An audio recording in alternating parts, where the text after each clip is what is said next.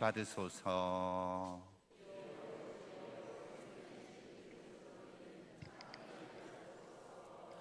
빛나는 구름 속에서 아버지의 목소리가 들려왔네. 이는 내 사랑하는 아들이니 너희는 그의 말을 들어라.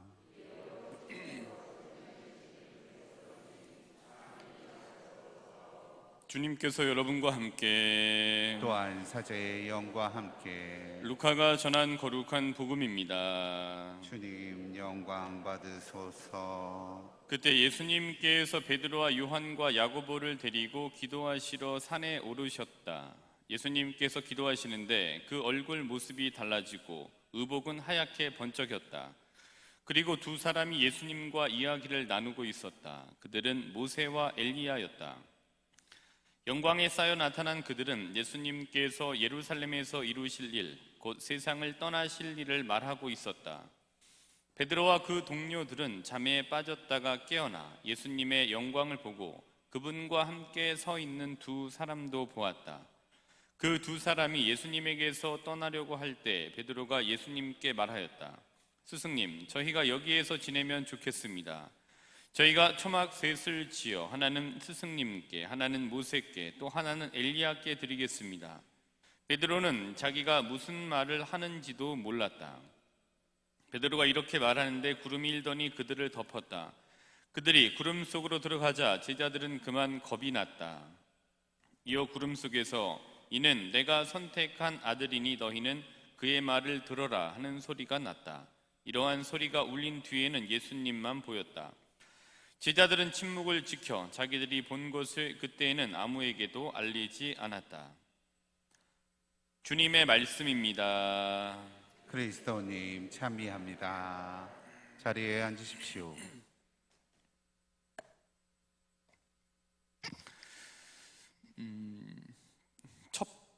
첫 본당이 저한테는 아무래도 좀 가장 생각이 나요.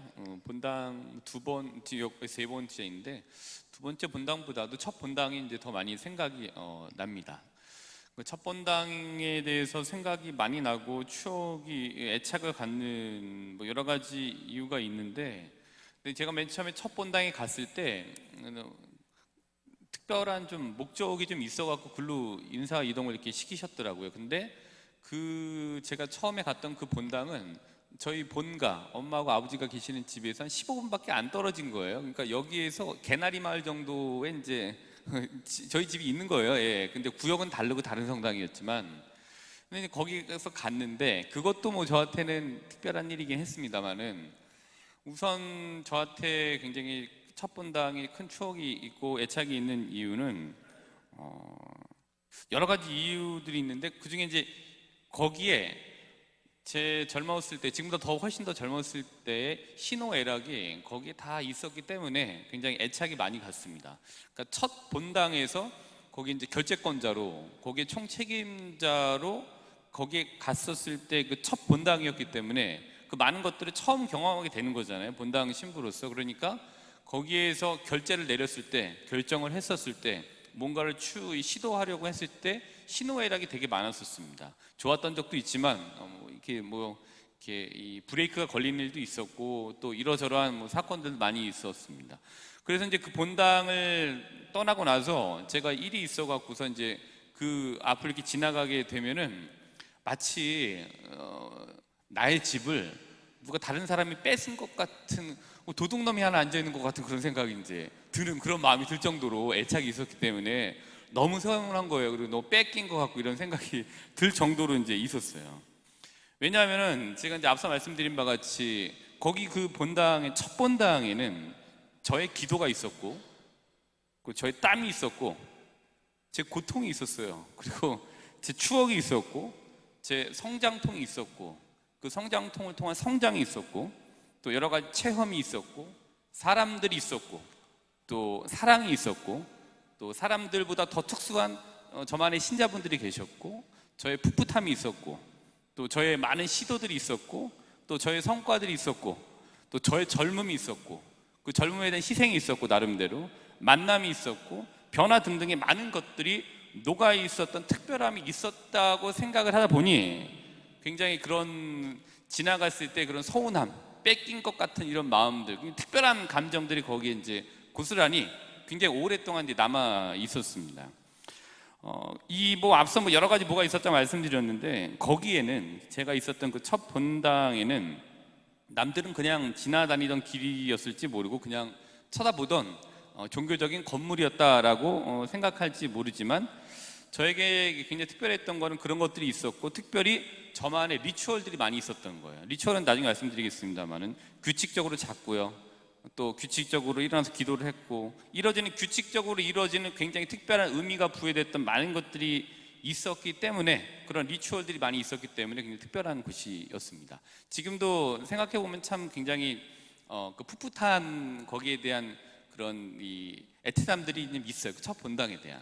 근데 이제 제가 세 번째 본당이기도 하고 3본 성당에 왔잖아요. 이제는 이곳 3본 성당에 저의 신호애락이 쌓여가고 있습니다. 저의 땀이 쌓여져 가고 있고요. 저의 시간이 벽돌 하나하나 이제 새겨져 가고 있고, 앞으로 저에게 많은 만남이 있겠고요, 저에게 많은 땀들을 또 흘려야 되고, 제가 또 거기에 많은 고통들이 있을 거라고 생각이 듭니다. 그리고 거기에 따른 제 나이 때, 제 연령대, 제가 사제 생활하는 만큼 그 이상의 거를 요구하는 많은 것들에 대한 성장통이 있을 것이고, 그 다음에 저에게 그거에 따른 성장이 분명히 있을 거라고 예상이 되고, 여기서 많은 체험이 있을 거고, 저에게 많은 사랑들이 있을 거고, 또 많은 사람들이 있을 거고, 또 저만의 제가 너무나도 특별하게 생각하는 신자분들이 계실 거고, 그 다음에 거기에 또 다른 많은 많은 시도들이 있을 거고, 그 시도에는 많은 반대들이 있을 것이고, 많은 찬성들이 있을 것이고, 그 다음에 거기에 많은 성과들이 있을 것이고, 성과를 내지 못하는 실패도 있을 것이고, 거기에 따른 감내해야 되고 감수해야 되는 희생이 있을 것이고, 거기에 따른 많은 만남이 있을 것이고, 궁극적으로는 하나님께로 가는 변화 등등이 분명히 이 3번 성당에 녹아 들어갈 것이다 라고 생각합니다. 그리고 저만의 리추얼들이 이곳에서 이제 많이 이루어지게 될 겁니다. 규칙적이고 그러나 변화와 연결을 가져다 주는 많은 리추얼들이 여기 있을 것이기 때문에, 여기에서 이제 이 3번 성당에 저희 이제 이 여러 가지 것들이 특별한 곳으로 이제 바뀌게 되겠죠. 제가 뭐 첫 본당에 대해서도 저만 리추얼이 있었습니다. 또 3번 성당에서도 저만의 이제 리추얼들이 있게 될 것입니다라고 말씀드렸던 그 리추얼은 이미 다 잘 알고 계시겠습니다만은 의식, 의례 뭐 이런 뜻이에요. 리추얼이라는 거는. 근데 그 리추얼이 이제 의식과 의례라는 뜻인데, 그 의식과 의례에는 뭐가 있냐 하면은 규칙성이 있어요. 정기성이 있고요. 그 다음에 규칙과 정기성 안에는 어떤 게 있냐면은 이 나만이 부여하는 특별한 의미가 거기에 있습니다. 그래서 리추얼이라고 하는 건 두 개의 축이 있는데, 첫 번째로는 특별한 의미 부여라는 게 있고, 두 번째로는 규칙성이라는 게 있습니다. 규칙적으로 나와서 특별한 의미를 부여하게 만드는 게 리추얼이에요. 그래서 신자분들이 하시게 되는 미사도 그런 특별한 의미와 규칙성이 부여된 리추얼들이 이루어지게 되는 거예요. 그다음에 가족들이 모여서 하게 되는 여러 가지 정기적인 그 행사들은 일종의 리추얼이에요. 우리 가족만 한 달에 한 번 만나는 가족의 식사, 거기 굉장히 특별한 리추얼이죠. 왜? 특별한 의미가 있죠. 규칙성이 있는 거죠. 거기에서 많은 변화, 많은 연결, 많은 어떤 그 만남들, 사랑들이 이제 이루어지게 돼요. 그 리추얼 안에서 이제 이루어지게 되는 거죠. 그래서 이제 우리한테는 특별하게 정해진 규칙적이고 특별한 의미가 부여된 많은 리추얼들이 교회 안에 있습니다. 미사도 그러한 거고요. 그다음 우리가 바치게 되는 매일의 이 기도들이 또 그러하고, 또 우리가 지금 많이 단절되고 많이 좀 스탑되어져 있긴 합니다만은 교회 안에서 이루어졌던 많은 모임들이 그런 특별한 의미가 부여되고 규칙적이었던 리추얼입니다. 그리고 거기에서 많은 성장이 있고 많은 어떤 이 것들이 이제 일어나게 되죠. 이런 의미를 부여하면서 이루어지는 이제 규칙적인 리추얼, 교회 일만이 아니에요. 이거는 뭐 결혼 생활을 하시는 것도 그렇고, 직장 생활을 하시는 것도 그렇고, 부부 생활을 하시는 것에서도 많은 리추얼들이 있습니다. 근데 이렇게 의미를 부여하면서 이루어지는 규칙적인 리추얼은 뭐를 가능하게 하느냐? 변화와 또 어떤 연결을 가능케 합니다. 그게 리추얼이 주는 어떤 일종의 결과, 성과라고 할 수 있어요. 그러니까 변화와 연결을 가능하게 하는 리추얼의 힘, 이것이 이제 오늘 말씀드리고자 하는 이제 키워드입니다. 리추얼의 힘을 말씀드리고자 해요. 이런 얘기가 있습니다. 사물이 순간의 의미를 부여하는 것이 아니라 순간이 사물의 의미를 부여한다.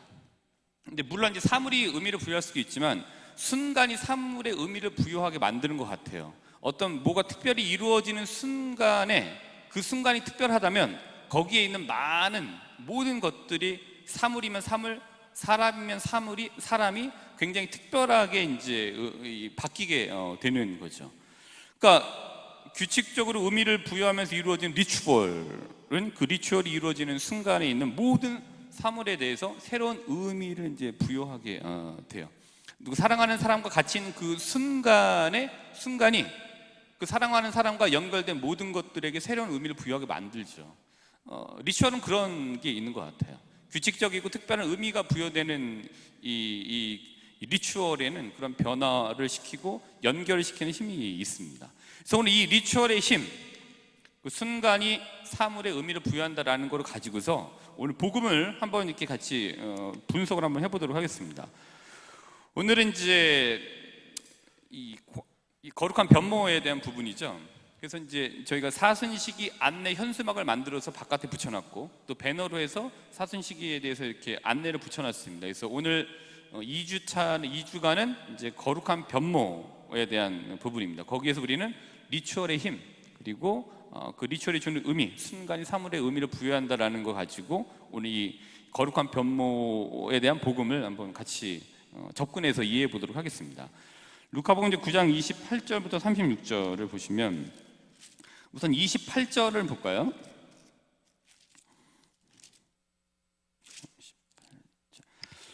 28절을 보시면은 이 말씀을 하시고 여드레쯤 되었을 때 예수님께서 베드로와 요한과 야고보를 데리고 기도하시러 산에 오르셨다 있습니다. 산 28절에 산에 주목을 일단 해보면은 산 그냥 장소입니다. 누군가 오르락 내리락거리는 그냥 산이라고 하는 장소예요. 보편적으로는. 근데 그러나 이제 그곳에서 뭐가 이루어졌냐 하면은 기도가 이루어져요. 기도가 이루어집니다. 29절에 보시면 이제 기도가 이제 이루어지게 되죠. 밑에 또 설명을 드리겠습니다만은. 근데 그게 이제 기도를 통해서 이 그냥 산, 오르락 내리락 했던 그 산이 특별한 장소로 바뀌어요.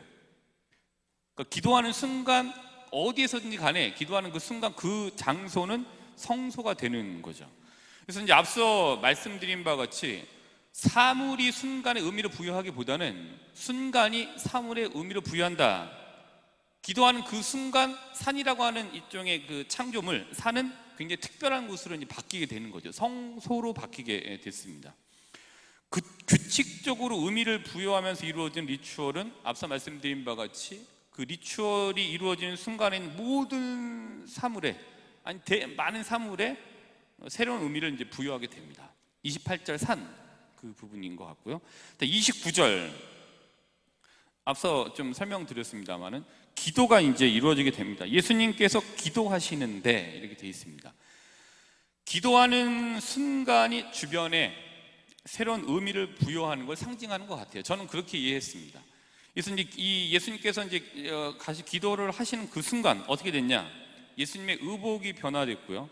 모세와 엘리야가 등장을 했고 그들이 예수님과 함께 대화를 나누었고 이러저러한 예수님의 이제 앞으로 이제 돌아가실 일들에 대해서 또 여기서 영광을 보았죠. 근데 뭐 저는 뭐 예수님의 의복이 변하고 모세와 엘리야가 나와서 예수님께서 돌아가실 일들에 대해서 대화를 나누고 영광을 받던 데는 제 관심사는 아닙니다. 제가 관심을 뒀던 거는 기도를 하셨는데 그곳이 기도하는 순간 이렇게 이제 변화가 됐다라는 그 변화에 이제 초점을 맞추고 있습니다. 뭐 모세와 엘리야하고 만난 거죠. 거기서 뭐 이러저런 얘기를 나눈 건데 중요한 것은 기도하는 그 순간, 기도하고자 할 때 이제 예수님의 모습과 뭐 어떤 이러저러한 일들이 일어났다라는 거예요. 바뀌었죠. 사물이 순간의 의미를 부여하는 것이 아니라 어떤 무엇을 하는 순간이 그 사물의 의미를 부여한다. 이것이 리추얼의 힘이다. 이제 말씀을 드렸죠. 그 순간이 이제 변하게 됩니다. 거기에 있었던 기도하는 그 순간, 거기에서 뭐 어떤 일이 일어났을 때 거기에 있던 사물과 상황들이 굉장히 특별해지게 됐습니다.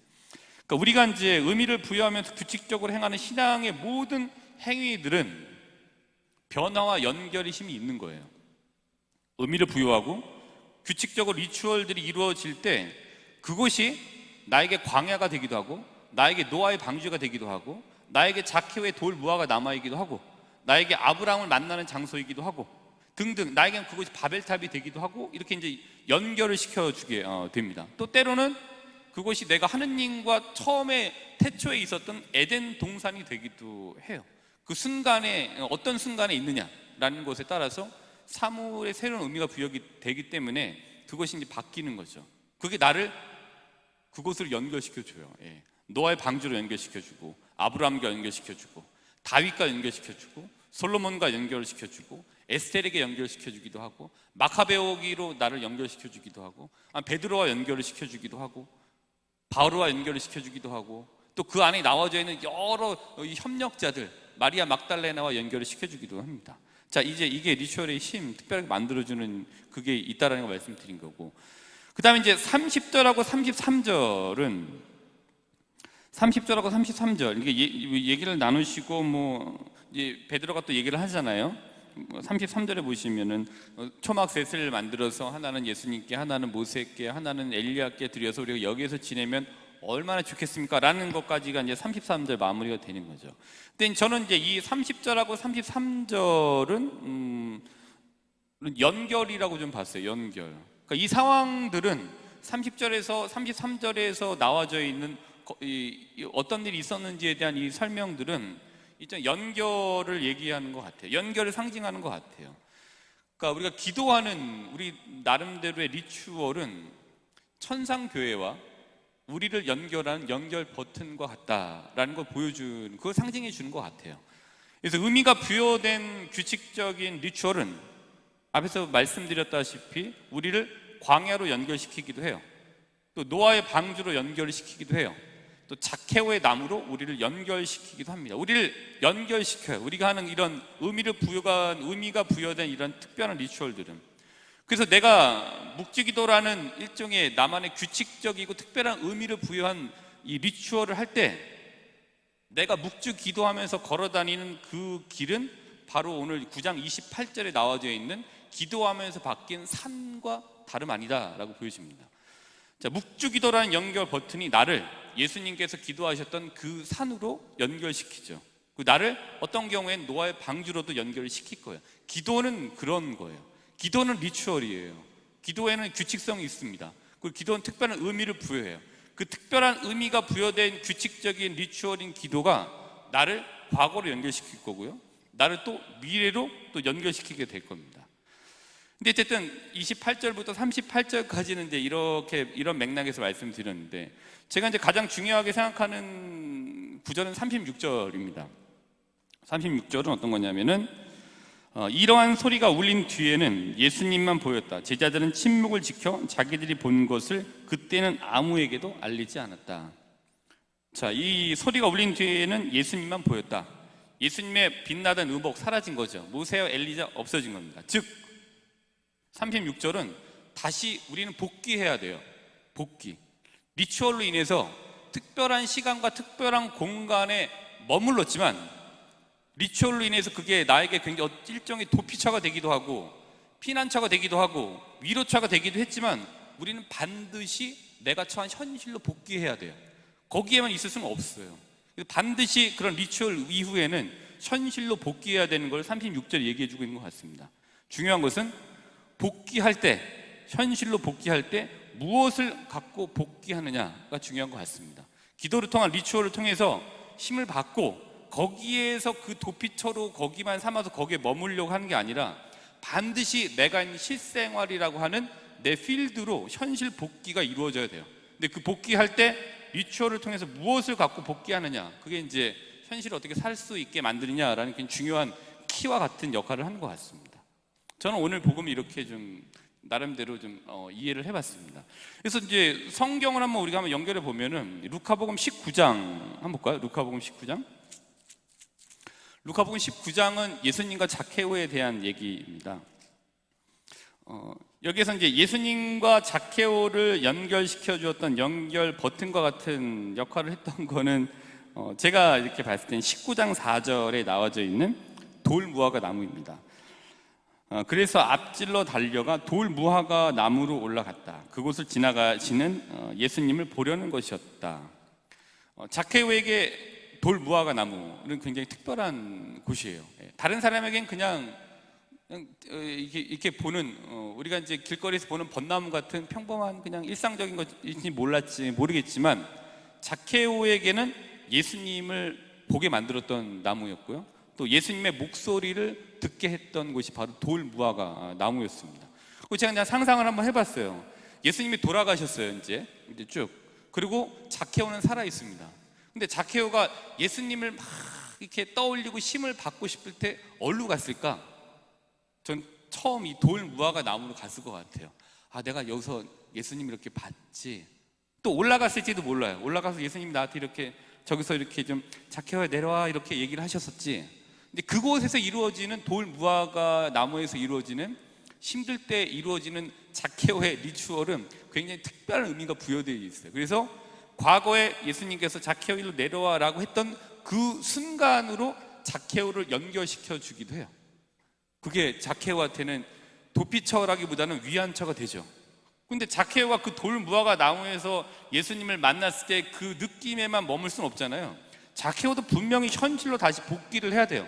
세리라고는 본인의 직업으로 돌아와야 되고, 변했지만 변하지 않았다라고 보여지는 따가운 사람들의 눈총이 있는 현실로 복귀를 해야 돼요. 그러나 돌 무화과 나무에 갔을 때 자케오는 분명히 거기 특별한 시간에 특별한 연결을 통해서 특별한 위로를 받았을 거예요. 이 자케오가 하는 거기에 찾아가서 하는 돌 무화과 나무에서 예수님을 생각하면서 바치는 기도라고 하는 리추얼은 그에게 그렇게 됐을 거예요. 그에게 특별한 순간을 만들어 줬을 거고 특별하게 연결을 이제 시켜줬을 겁니다. 저는 이게 봤고요. 그다음에 이제 루카복음 15장 한번 가볼까요? 이제 이거는 한 4주간쯤에 아마 나오는 복음 같은데요. 잃었던 아들. 루카복음 15장 20절부터 21절을 같이 한번 보겠습니다. 15장 20절.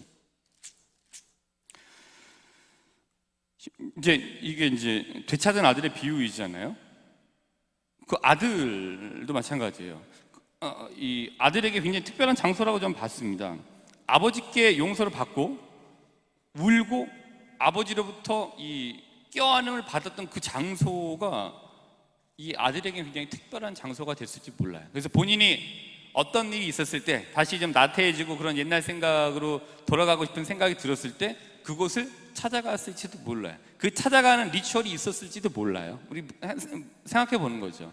그때 그 특별한 의미가 부여된 힘들 때마다 찾아가는 규칙적인 특별한 리추얼인 그 장소, 리추얼을 행하는 그 장소가 그에게 그 당시 나를 안아줬던 아버지로 나를 거기 연결시켜 줄 거예요. 예. 그리고 거기에서 특별한 어떤 이 체험들이 있겠죠. 거기에서 어떤 위로를 받고, 그리고 아들 역시도, 작은 아들 역시도 거기에만 있을 수는 없습니다. 본인이 있는 현실로 반드시 복귀를 해야 돼요. 저희도 마찬가지예요. 여기에만 이렇게 노아의 방주처럼 안전하게 있으면 얼마나 좋겠습니까? 그러나 이 미사 후에는 반드시 신자분들은 내가 처한 불편할지도 모르고 어떻게 보면 굉장히 힘든 현실을 반드시 복귀를 하셔야 되는 거죠. 여기에서 뭔가를 이제 특별함을 가지고 가셔야 돼요. 복귀된 현실에서 간직할 수 있는, 반드시 현실로 돌아가야 됩니다. 그래서 성경을 잡고 성경 말씀을 현실로 복귀할 때 반드시 한 말씀이라도 가지고 가셔야 돼요. 그게 나에게 이제 내가 있는 현실로 복귀했을 때 나에게 힘이 될 겁니다. 그래서 이제 이런 교리서에 보면은 2743항입니다. 집에 가서 찾아보시고 기도는 언제나 가능하다. 그리스도인의 시간은 어떠한 풍파 중에라도 날마다 언제나 우리와 함께 계시는 부활하신 그리스도의 시간이다. 우리의 시간은 하느님의 손 안에 있다. 그러면서 이제 그 밑에 작은 글씨로 이렇게 되어져 있습니다. 아마 이거 요한 크리소스토모 성인께서 하셨던 말씀인 것 같은데, 저잣거리에서나 혼자 산책할 때에도 자주 그리고 열심히 기도할 수 있습니다. 당신의 가게에서 물건을 사고 파는 중에도 또는 요리를 하는 중에도 기도할 수 있습니다. 근데 이 말은 오늘 리추얼의 힘과 순간의 사물에 이 의미를 부여한다라는 것을 보면은 우리가 어디에서나 기도할 수 있다는 것은 어디나 특별한 장소를 만들 수 있다는 것과 다름 아닌 것 같습니다. 그래서 우리가 언제나 기도할 수 있다는 것은 언제나 기도하는 그곳을 우리가 성소로 만들 수 있다는 거죠. 내가 산책하는 수리산 산책길이 나의 굉장히 특별한 성소가 될 수 있는 거죠. 또 산에 오르셔서 앉아있는 내 정자가, 내가 이제 좋아하는 그 정자가 나에게는 예수님을 만난 특별한 곳을 되는 거죠. 근데 산에만 계실 수 있는 건 아니잖아요. 반드시 내 집이라고 하는 현실로 복귀를 하셔야 되는 거죠. 예. 현실 복귀를 항상 염두에 두셔야 돼. 근데 무엇을 갖고 복귀하느냐? 우리 신앙생활에서 하느님 말씀을 갖고 복귀하는 게 가장 중요한 것 같습니다. 그래서 제가 이제 지난주에는 나의 하느님이라는 주제로 말씀드렸습니다. 누구의 하느님이 아니라 나의 하느님께 기도하셔야 된다. 그리고 하느님은 누구의 하느님도 아니라 나의 하느님이 먼저 되셔야 된다라는 걸 좀 강조해서 말씀드렸습니다. 그리고 오늘은 리추얼의 힘에 대해서 또 뭐 간단하게 말씀을 드려봤습니다. 리추얼이라는 거는 의미 부여와 규칙성이라는 두 개의 축이 있는 거예요. 그래서 의미 부여와 함께 규칙적으로 이루어진 리추얼은 그 리추얼이 이루어지는 순간을 굉장히 특별하게 만드는 것 같습니다. 그리고 그 리추얼이 이루어지는 특별한 순간은 주변의 상황과 사물을 특별하게 만들고 나를 과거와 미래를 연결시켜 줍니다. 그러니까 내가 의미를 부여하면서 이루어지는 규칙적인 신앙 활동은, 신앙 생활은 나를 광야로, 또 나를 때로는 노아의 방주로, 또 때로는 나를 작효의 나무라고 불려지는 돌무화과 나무로, 또 나를 천상교회로 연결시켜주는 연결 버튼과 같다라는 겁니다. 그렇기 때문에 이번 사순제 2주간 동안에는 내가 하는 신앙행의 많은 것들에 다시 한번 의미를 부여하시고 규칙적으로 한번 그런 나만의 하느님을 만나는 규칙적인 리추얼을 실천해 보시는 좀 한 주간이 되셨으면 좋겠습니다. 그렇게 할 때 내가 있는 시간과 공간에 있는 것들에 새로운 의미가 부여될 수 있고, 이러한 리추얼들이 나를 나의 하느님께 연결시켜 준다는 것을 기억하시는 것도 좋을 것 같습니다. 마지막으로 현실로부터의 도피성 리추얼이 아니라 현실 복귀에 힘을 실어다 주는 나만의 신앙 리추얼을 만들어 가실 수 있는 사순제 2주간이 될 수 있도록 오늘 미사 중에 하느님께 도움과 은총을 청하도록 합시다.